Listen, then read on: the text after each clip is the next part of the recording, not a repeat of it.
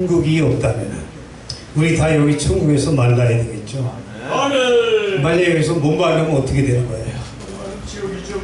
하나하나 지옥이죠. 할렐루야.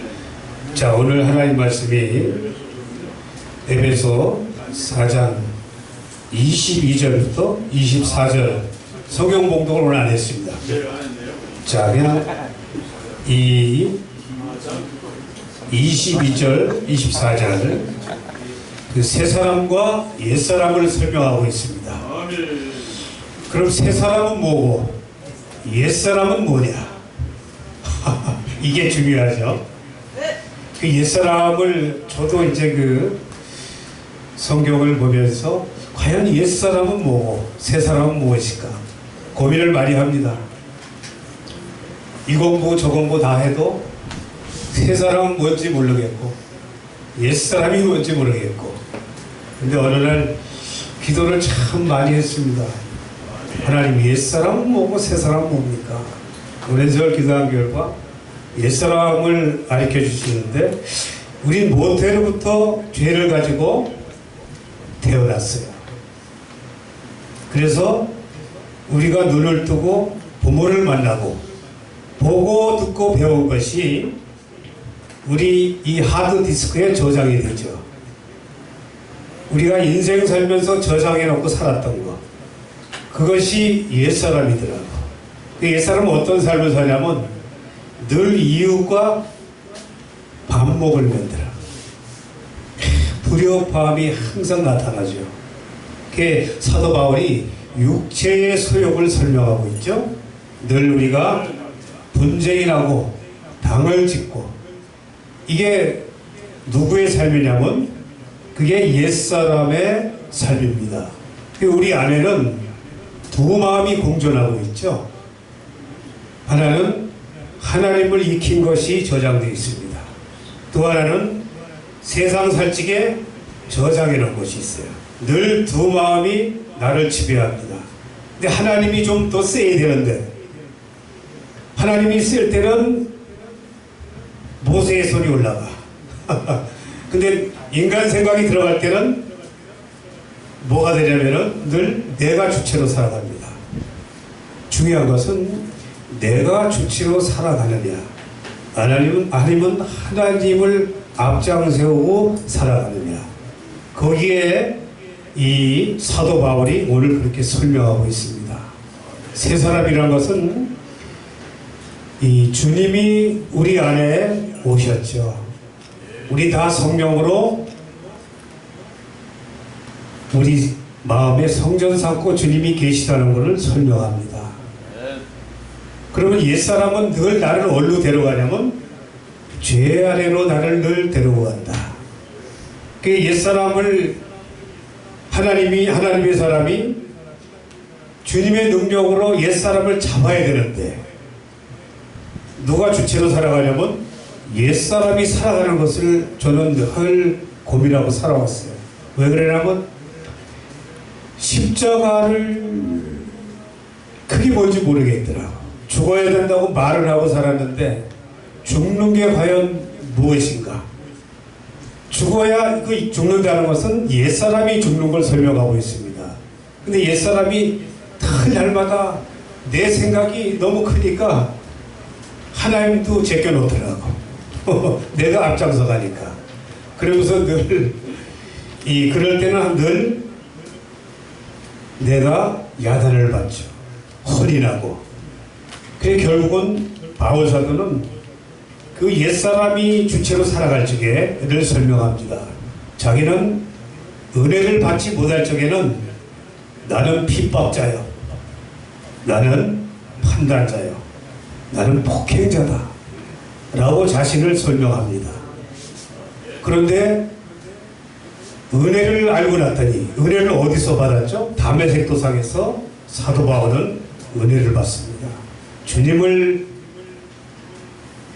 내가 바울이 되면 오늘 이 자리에 와서 여기 있는 분들을 다 죽여야 돼.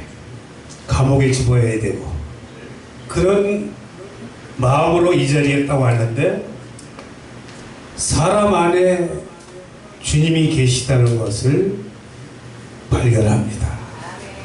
그게 뭐냐면 주님이 우리 안에 계신 거 인정하시죠? 아멘. 아멘. 인정하십니다. 우선 들고 하세.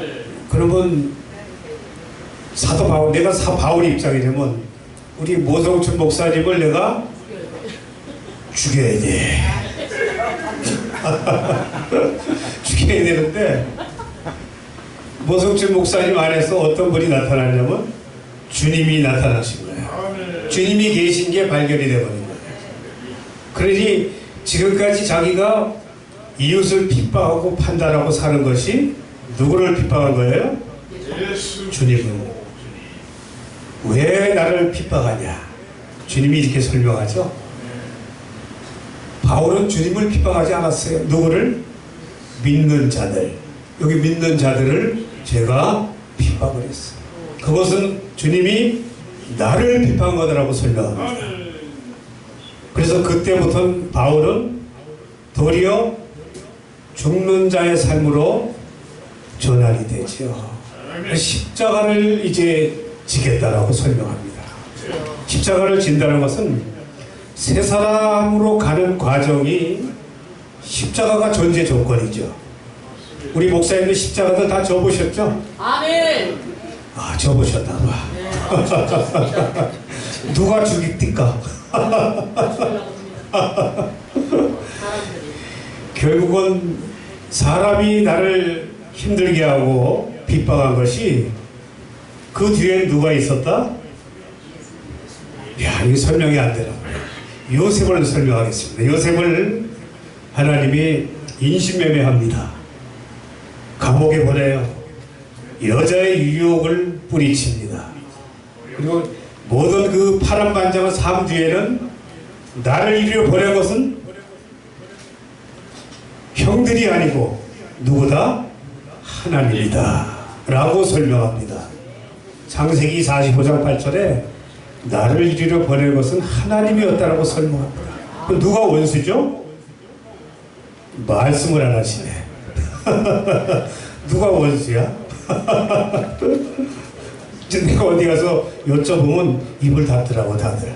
하나님이 원수네 말을 못해. 왜 그 1년에 애굽으로 보내야 되는 게 누구시죠? 야곱의 70을 애굽으로 보낸 것도 하나님.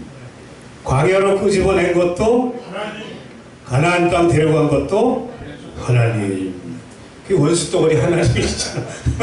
그러니까 우리가 지금 1년에 힘들고 살아가는 모든 것이 그 뒤에는 누가 있었다? 하나님이 계셨다. 근데 우리는 모든 관계를 사람으로 보니까 야, 저거만 안 봤으면 저거 진짜 저건 내 눈앞에 안 나섰으면 좋겠어. 원래 우리가 사람으로 보면 그렇게 되더라고요. 원수가 따로 없어. 그런데 사람 안에 주님이 계시다는 것을 아십니까? 내 안에 계신 건 아시겠죠? 너희 안에 그리스도가 계신 것을 알지 못하면 너희는 버리운 자다. 그러면 우리 안에 주님이 계시다는 걸 인정이 되는 거죠? 또 옆에 있는 사람 싫어하면 누굴 싫어해? 아, 할렐루야. 너무도 잘하신다. 근데 새 사람이 된다는 것은 참 어렵습니다. 왜 그러냐면 옛사람을 잡아야 되는데 옛사람은 어디에 있어요? 내 마음 안에 늘 옛사람이. 하나님은 관계를 만들어서 우리 이런 관계를 만드시죠? 만들어서 하늘나라를 합력해서 만들어가죠. 그런데 그 사람을 붙인 것이 누구였다? 이렇게 만나게 한 것이 하나님이었다. 그럼 이 관계는 어떻게 맺어야 되겠어요? 할렐루야로 맺어야 되겠어? 저것 때문에로 맺어야 되겠어? 할렐루야. 중요한 것은 우리 육체의 사람은 늘 나를 죄 아래로 데려갑니다. 그래서 하나님은 나를 만들기 위해서 누구를 동원시킨다? 나보다 약한 사람을 동원시킨다. 아니면 나보다 센 사람을 동원시킨다. 나보다 센 사람. 아멘, 아멘. 나보다 약하면 안 죽어 인간이. 좀 세야 살짝만 우리 건드려봐요. 이건 거품줘야 거품줘.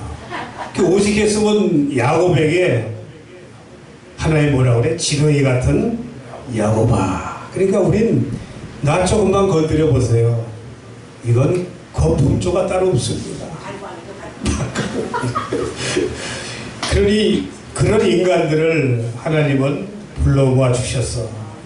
그 세 사람 만들려니 얼마나 가랭이 찢어지겠어.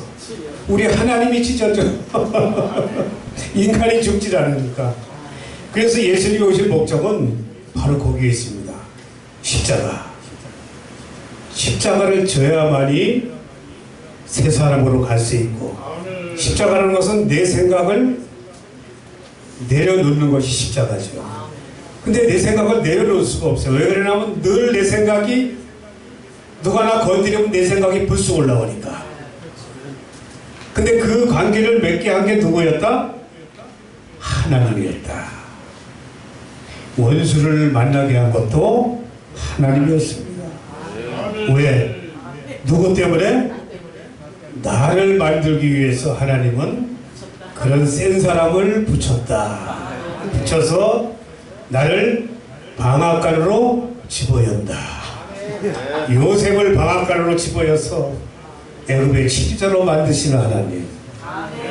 그리 광야라는 것은 필수 코스입니다. 왜 그러냐면 광야 교회가 없으면 우리 인간이 안 만들어져요. 그래서 중창 부셔야 되는데 부서지질 않습니다. 인간이. 저를 보니까 그래요. 진짜 안 부서집니다. 저는 하도 세니까 장로님을 붙여놓고 잡기 시작하는데 결국은 죽더라고 인간이. 왜 그러냐면 장로님을 움직인 것이 하나님이었더라. 그걸 발견하고 나니까 인간을 만들기 위해서는 꼭 옆에 있는 사람이 원수다. 나랑 가장 가깝게 있는 사람이 원수죠. 원수가 아닌가 봐. 저만 원수인가 봐. 그래서 많이 힘든 세월을 보내는데 나중에 눈을 뜨게 됩니다. 이게 사람이 이렇게 한 게 아니오. 하나님이 조율을 하는구나 라는 것을 발견합니다. 우리가 하나님이 우리 한 사람을 만들기 위해서 많은 사람을 동원시키죠. 어느 교회에서 어떤 집사가 목사가 싫다고 떠나버렸어. 저 말씀도 별로고 이러면서 떠납니다. 근데 그 집사가 다른 데 가서 잘 돼야 될 거 아니야. 신앙생활 잘해야 될 거 아니야. 거기 가서도 깨지더라고. 지금까지 깨져 있어. 그러니 시작부터 깨지면 여기서 깨질 쪽박 저 어디 가나 깨지는 거더라고요. 그래서 주어진 곳에서 충성하는 것이 그것이 하나님의 뜻이다. 우리 서로 다릅니다. 우리 같이 한 집에 살아보면은 이야 진짜 징그럽습니다. 인간이. 저는 공동체를 했기 때문에 그걸 잘 압니다. 같이 살아보니까 원수가 옆에 있더라고. 내 앞에. 그런데 멀리 있는 사람은 나를 힘들게 안 하죠. 가깝게 있는 사람만이 나를 힘들게 하는 거야. 그래서 그 사람을 붙인 것이 하나님이라는 것을 알고 나니까 죽을 수 있더라고. 이 죽는 게 죽어야 사는 법을 성경은 말하고 있죠. 죽지 않으면 성경이 나하고 무슨 상관이 있을까요? 성경의 인물들이 죽어서 사는 겁니다. 그 고난 속에서 꽃이 핀 걸 설명하고 있어요. 그 이제 죽으실 거야? 죽어보실 거야? 죽는다는 게 참 어렵죠. 그래서 오늘 바울사도가 이 세 사람을 설명하지만 세 사람이라는 것은 옛사람인 나를 아는 자. 나라는 자는 어떤 자라면 오늘 설명합니다. 이웃의 여러 가지 잘못된 모습들, 이웃들의 모습을 우리 보고 살아가죠. 그 모습이 하나님은 너도 동일하다라는 것을 알려주는 거예요. 참 놀랍습니다. 이웃의 단점이 너의 단점이다. 장로님을 통해서 저는 하나님 왜 이런 분을 붙여놓으셨어?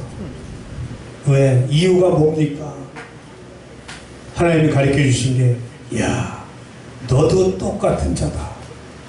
저는 그거를 알고 나니까 내가 그렇게 사는 것 같지 않은데 나도 그렇다는 거야, 하나님이. 그래서 저는 내 자신의 내면 속에서 이 겉사람은 우리 내면에 악이 항상 존재합니다. 우리 조금만 건드려봐. 여기서 거품이 올라옵니다. 파리로 떠나요. 그게 겉사람이에요. 그 겉사람을 다스릴 수 있는 자의 삶, 자기를 다스릴 수 있는 자가 새 사람의 삶을 살아가는 거죠. 자기를 다스리지 못하면은 예전에 누가 살아가냐면 겉사람인 내가 주체로 살아갈 수밖에 없습니다. 그래서 이웃의 여러 가지 불만적인 모습들, 내가 이해 안 되는 모습들을 다 나의 양식으로 삼을 수 있다 한다면은 불의의 재물이란 것이 바로 그겁니다. 이웃들이 불만적인 모습들이 그게 불의의 재물로 친구로 사귀라 이거야. 그걸로 너의 양식을 삼아라 라고 설명하고 있습니다. 놀라운 거죠. 그래서 내 안에 여러 가지 불만적인 요소들을 알고 나니까 이웃의 단점이 보이질 않더라. 이웃이 아무리 다퉈도 그래, 나도 예전에 그랬어. 이웃들이 비판하고 살아도 주님, 저도 그렇게 사는 자입니다. 거기서 나를 건져주셔서 감사합니다. 그러면서 하나님, 나는 그렇게 살지 않게 도와주세요. 늘 이렇게 기도하는 결과가 뭐냐면은 그것이 새 사람의 삶이었다 라고 오늘 바오사드가 설명하고 있습니다. 자, 이제 우리 결심하셔서 다른 거 할 거 없습니다. 우린 이웃과 화평을 이루는 삶을 살아야 되겠죠. 왜? 이웃을 붙인 것이 하나님이기 때문에. 그래서 우리 늘 관계 속에서 이웃과의 관계가 늘 화평을 이룰 수 있는 삶을 살아야 되겠죠. 그러기 위해서는 이웃을 얻는 방법은 다른 방법이 없어요. 내가 짐은 얻을 수 있다. 내가 지는 자는 이웃을 얻을 수가 있는 겁니다. 우리 주님이 온 인류를 얻을 수 있었던 것은 죽으셨기 때문에, 그 십자가 때문에 인류를 얻어놓으셨어요. 누구든지 나를 따르려거든 네 십자가를 지고 나를 따라. 그것은 뭐냐, 다른 거 없어. 내가 이웃에게 지금 그게 이기는 거였더라고요. 이기려고 하다 보면은 열받나. 그러니까 이웃에게 지는 삶, 이웃 안에 하나님이 계시다는 것을 인정하시고, 아, 그래, 저 안에도 하나님이 계시지. 그러면 내가 이길 수가 있어요. 하나님이 나를 훈련시키시는구나. 그러면서 항상 자기를 다스릴 수 있는 자, 이런 자의 삶을 사셔가지고 오늘 겉사람을 나를 알고 또 속사람의 삶을 살아갈 수 있는 저와 여러분 되신 주의 이름으로 축원합니다. 축원합니다. 자, 우리 함께 기도하겠습니다. 이 시간